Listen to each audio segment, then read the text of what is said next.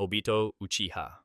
Obito Uchiha awakened his Mangekyo Sharingan, watching Rin Nohara, the girl he loved, die right in front of him during the Third Great Ninja War.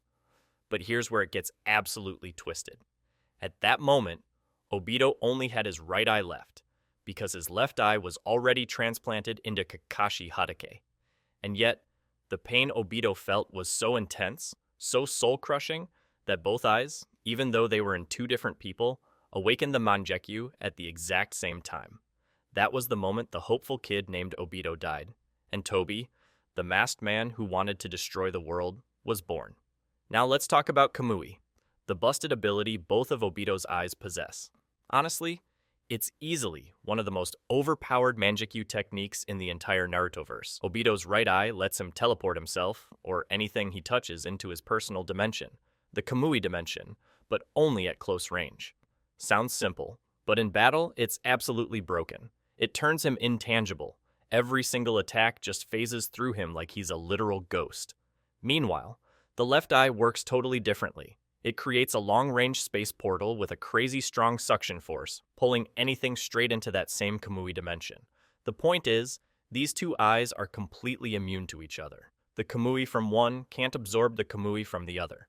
That's exactly why when Obito and Kakashi fought, the battle was on another level of mind-bending chaos. Obito's whole fighting style revolves around abusing that intangibility.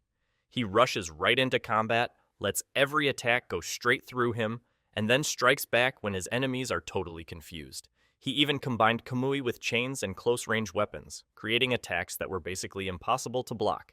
Later, when he got both eyes back, Obito could use Kamui twice as fast, and synced it with Kaguya's Yomotsu Hirasaka. Now, if you've made it this far, welcome to the amazing world of anime. This is the place for true fans like you, where we celebrate all the magic, action, and emotions anime brings to our lives. You've watched, you've felt the hype, you've been lost in these beautiful fantasy worlds, but, have you hit that subscribe button yet? Right now, almost 90% of you are watching without subscribing. Just imagine, if everyone hit sub, we could build one of the strongest anime communities out there. So, go ahead, click that subscribe button right now so you won't miss any new episodes, deep dive breakdowns, or awesome anime content coming your way. Thank you so much. Madara Uchiha. Madara Uchiha was the first Uchiha in history to awaken the Mangekyo Sharingan. He lived through the Warring States era, a time when war never stopped, when brothers literally died side by side like it was nothing. For a man like Madara, who watched his friends and siblings fall one after another, one day, it exploded into the power of the Mangekyo. When it comes to the specific abilities of Madara's eyes, the story never actually tells us what they were. He never showed any unique Mangekyo powers, but what we did see was enough to shake the ninja world. Madara could summon Susanoo, the ultimate warrior god of the Uchiha clan. That alone proves just how insanely powerful he was. Of course, every great power comes with a price. Overusing the Mangekyo slowly made Madara lose his eyesight. Eventually, he went completely blind. That's when his brother Izuna Uchiha made the ultimate sacrifice. On his deathbed, Izuna gave his own eyes to Madara to protect the Uchiha's future. And just like that, Madara became the first person ever to awaken the eternal Mangekyo Sharingan in the manga, eyes that would never go blind, with power that went way beyond normal limits. Madara's fighting style is straight-up overwhelming force. When you're that powerful, you don't need strategy. You just crush everything in your way. Madara used his Susanoo like a walking fortress, smashing through anything that dared to stand against him. He combined his Sharingan with elite taijutsu, massive-scale ninjutsu, and decades of battle experience to become a perfectly balanced warrior with 0 weak points. Later, when he evolved his eyes into the Rinnegan, Madara became even more of an unstoppable monster, but that's a whole other chapter of chaos on its own. Izuna Uchiha. Izuna Uchiha awakened his Mangekyo Sharingan right after Madara did. Of course he did, bro. The Uchiha clan never puts all its genius in one basket. Both Izuna and Madara lost countless brothers during those brutal, endless wars, and that pain, that heartbreak stacking up over and over, ignited the flame of the Mangekyo in their eyes. When it comes to Izuna's specific Mangekyo powers, sadly, we got nothing. It's honestly one of the biggest missed opportunities in the whole series. Izuna died way too early, before we could ever see what he was truly capable of when going all out. The only thing we do know is that Izuna's Mangekyo had Choku Tomoe, a straight Tomoe pattern that far surpasses other designs in terms of perception and motion prediction.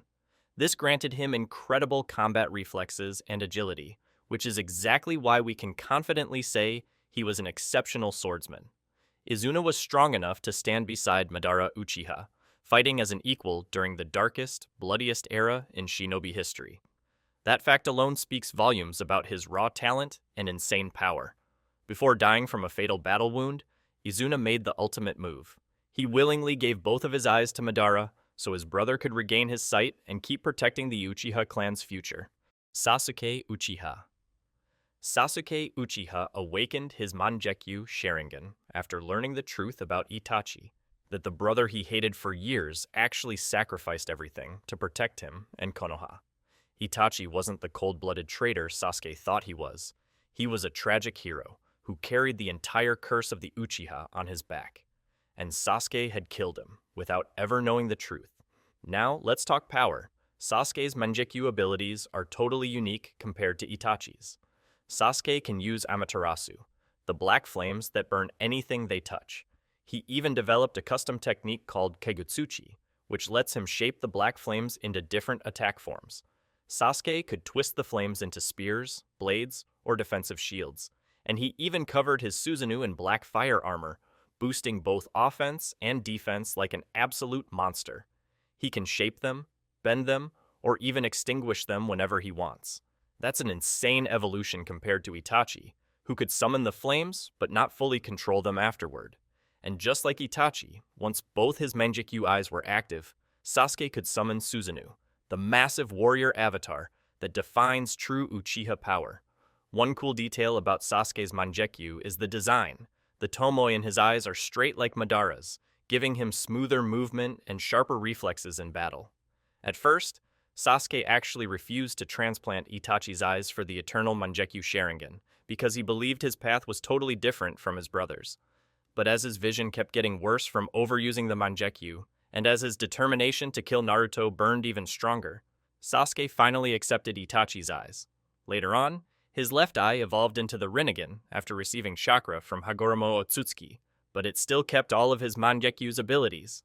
So yeah, the man literally had two god-tier Dojutsu in one face. Shisui Uchiha. Shisui Uchiha awakened his Mangekyo Sharingan through a silent kind of pain that most people never even knew about. He watched his closest friend and rival die right in front of him, and the guilt of not being able to save that person completely tore him apart inside. That was what triggered his legendary eyes. Now, let's talk about his power. And bro, it's straight up terrifying. Shisui's signature ability, Koto Matsukami, is a genjutsu so powerful it messes with your mind at the deepest level possible. Both of his eyes could use it, and it lets him control someone's thoughts completely, so perfectly that not even the victim realizes they're being controlled. And this isn't your regular illusion stuff. There's no fake scenery or hallucination here. Koto Matsukami literally rewrites your beliefs from the inside, making you think that the thoughts he implants are your own. If Shisui wanted, he could turn enemies into allies or loyal comrades into traitors, and they'd never suspect a thing. But of course, such insane power comes with a massive cost. Each eye can only use Koto Matsukami once per day, and it takes years for the ability to recharge completely. In the anime, once both his Mangekyo awakened, Shisui could also summon Susanoo, but that wasn't really his main strength. His true power was in ending conflicts before they even started. Shisui's entire strategy was built around stopping war without fighting. He didn't need to draw a blade if he could change hearts with a glance. His plan was to use Koto Matsukami to prevent the Uchiha coup, a move that could have saved both Konoha and his clan if it had worked. But then came Danzo Shimura, who stole Shisui's right eye, claiming he needed that power to protect the village his own way. Afraid that Danzo might come for his other eye, Shisui made his final, heartbreaking decision. He gave his left eye to Itachi, trusting his best friend to carry on his mission and protect the village. Fugaku Uchiha. Fugaku Uchiha, the father of Itachi and Sasuke, awakened his Mangekyo Sharingan under some dark and painful circumstances that most fans didn't even know about until the anime dropped that info. During the Third Great Ninja War, Fugaku watched one of his closest friends die right in front of him. That heartbreak straight up triggered his legendary eyes. But what really makes Fugaku stand out isn't just how he got the eyes, it's what he did after. He chose to keep his Mangekyo a total secret, not even telling anyone in the Uchiha clan. Why? Fugaku knew the truth. The Mangekyo is born from pain and loss. If people knew he had it, they'd start chasing that same power, even if it meant killing someone they loved. Fugaku didn't want that blood-soaked madness to spread through his clan. So instead of flexing his power, he carried that burden alone. Yeah, this man put his clan's morality and peace above his own god-tier power. When it comes to Fugaku's actual abilities with the Mangekyo, info is super limited, and honestly, that's a crime, because we never get to see him throw hands with it. But there's one thing that is confirmed. Fugaku believed his Mangekyo was strong enough to control the Ninetales, the freaking Kyuubi. Now, this isn't some wild brag. We know Madara controlled the Kyuubi before, and Obito pulled it off later too. So if Fugaku was confident he could do the same, that means his Mangekyo had to pack some seriously broken genjutsu, maybe even something on par with Shisui's Kotoa Matsukami in terms of total mind control. Hagoromo Otsutsuki. In the anime, Hagoromo was forced to kill his own twin brother, Homura, the person he loved more than anyone, just to free him from their mother Kaguya's control. Yeah, you heard that right, he had to kill his brother to save him. Imagine being stuck between two impossible choices. Let your brother stay trapped like a puppet under your mom's jutsu, or fatally injure him yourself to set him free. He chose the second option, and that's what triggered his Mangekyou Sharingan. But here's where things get totally insane. Right after unlocking his Mangekyo, Hagoromo's eyes instantly evolved into the Rinnegan. It didn't even stop at the Mangekyo stage. The man literally broke the system.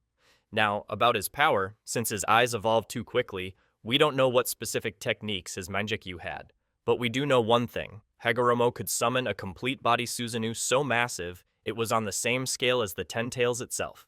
Like, bro, that's not big Susanoo energy. That's Godzilla-level Chakra Kaiju energy, standing shoulder to shoulder with a creature that can wipe out entire nations with one move. That's beyond overpowered. And here's the craziest flex, because Hagoromo's Mangekyo evolved straight into the Rinnegan, he basically gained the same stability as an eternal Mangekyou Sharingan. That means no blindness, no drawbacks, no cooldowns. That kind of advantage is absolutely monstrous. Something only Hagoromo ever achieved. No one else in Uchiha history even comes close to that. Shin Uchiha. Shin Uchiha is a totally different breed when it comes to Mangekyou Sharingan users. Shin isn't your regular Uchiha with family drama or emotional pain. He's literally a science experiment cooked up by Orochimaru. This guy was created with perfect compatibility for any kind of body tissue. He's not an Uchiha by blood, but more like a tool, a lab-made weapon built to study and exploit the power of the Sharingan. Now, here's the wildest part. Shin's Mangekyo isn't just his. Every single one of his clones, because they share the exact same DNA, has the same Mangekyo design and the same powers. That's something we've never seen in Uchiha history. Shin's right eye lets him control anything with telekinesis, as long as he's marked it with a special seal through direct contact. Sounds simple, but in combat, that power is crazy dangerous. Shin can manipulate weapons from afar, twist the battlefield itself, and turn literally anything he touches into a weapon. Even his creature pet has the exact same Mangekyo design, which just makes this whole ability even weirder. Shin's entire battle strategy revolves around maxing out that telekinesis power. Before a fight, he marks a ton of weapons and tools, then sends them flying in a full-on storm of attacks from every direction. And when you throw in his army of clones, all with the same power, Shin basically turns the battlefield into a chaotic death trap. But even though there are multiple Mangekyo users among Shin's clones, none of them can use Susanoo. Probably because their Sharingan power is artificially made, not naturally awakened. It's like a copy of the real thing, powerful as hell, but missing that divine Uchiha essence. Indra Otsutsuki.